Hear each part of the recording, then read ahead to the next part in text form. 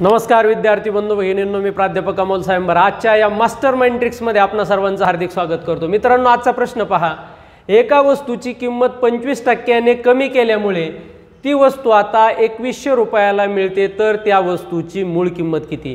त्या वस्तूची मूळ किंमत आपल्याला माहिती नाही, त्या वस्तूची मूळ किंमत किती? तर 100%। आता किती केली आहे? 25% कमी केली, म्हणजे आता वस्तू किती रुपयाला मिळेल? तर 75%ला मिळेल। आणि 75%ला मिळेल म्हणजेच किती रुपयाला मिळेल? तर 2100 रुपयाला मिळते।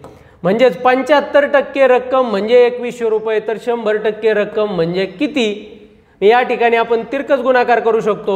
2100 गुणिले 100 भागिले 75, मग झालं 25 त्रिक 75, 25 चौक 100, 3 1 3, 3 7 21, 7 चौक 28।